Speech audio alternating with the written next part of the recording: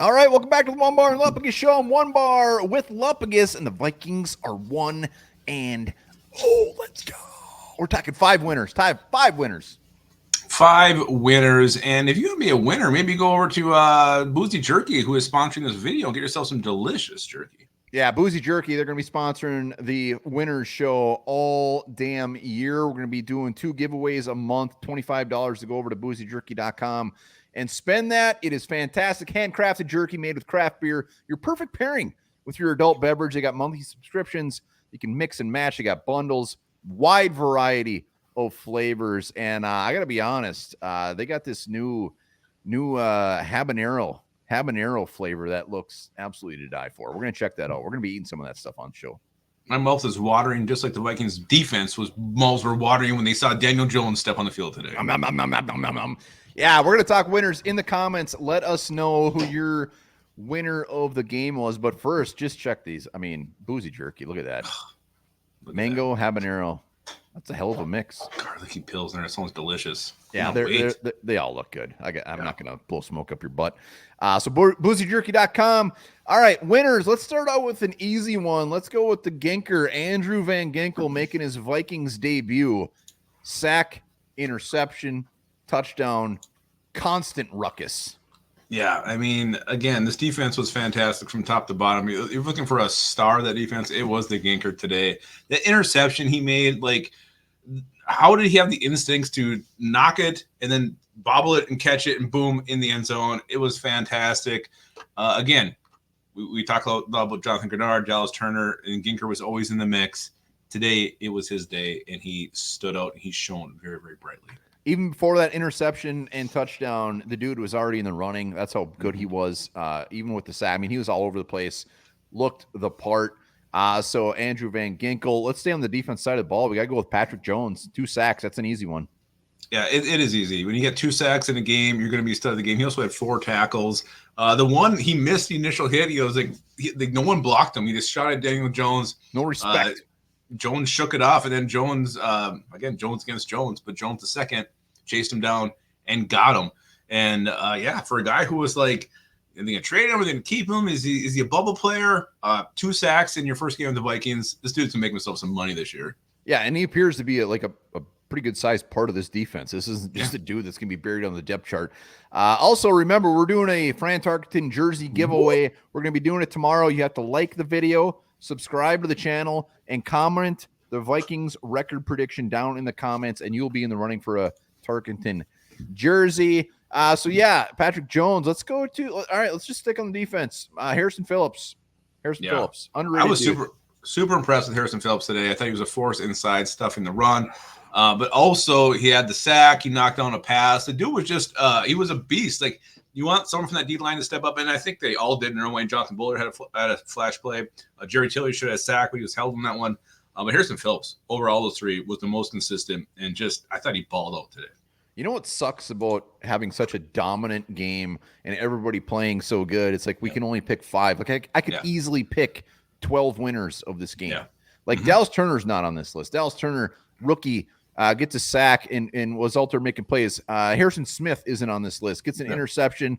There's a lot of players on this roster that should be on this show. But let's go to the offensive side of the ball. Let's go with Sam the man. Sam Darnold goes out there, almost an 80% completion percentage, 208 yards, 2 touchdowns, an interception that was not his fault. Sam Darnold not only just played fantastic, he looked the part. Like, confidence is high on the sidelines watching. I mean, he looked damn good against the Giants defense where you got Lawrence, Burns coming at you. It's like this wasn't an easy task.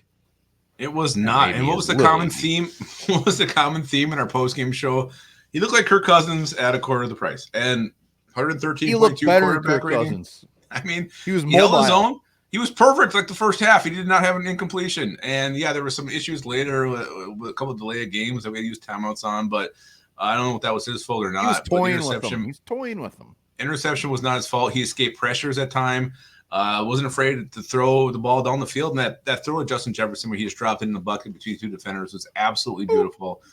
I was very impressed by Sam Darnold today. He ran the ball 3 times for 3 yards again, but he just did what he needed to do. Was he like the man? Was he like, oh my God, this is our offense? No, he didn't have to be, but he was very efficient, did what he had to do. And if Sam Darnold can keep playing like this with the way our defense plays, this Vikings team will win a lot of games this year.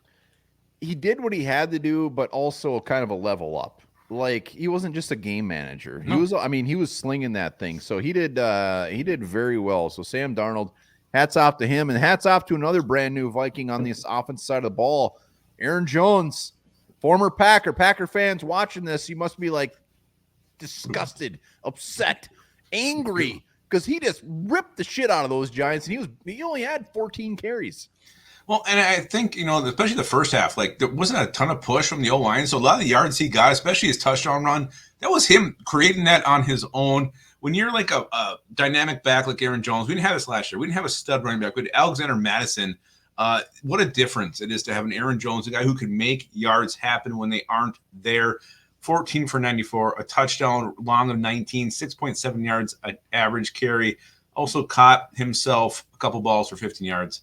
Aaron Jones, again, elite running back, and I'm so glad he's on our team. Well, and he averaged almost 7 yards a carry, and the best thing is, like, when he got hit, it didn't matter. Like most of his yards were after contact, and he would continue to just – I mean, he doesn't look like a 29-year-old running back. It looks like he's about 23 years old out there and just, like, trying to work for that next contract. I think when he says he's motivated, I think when he says he's healthy, I believe all of it. And if he can stay healthy, the dude is going to have a career year.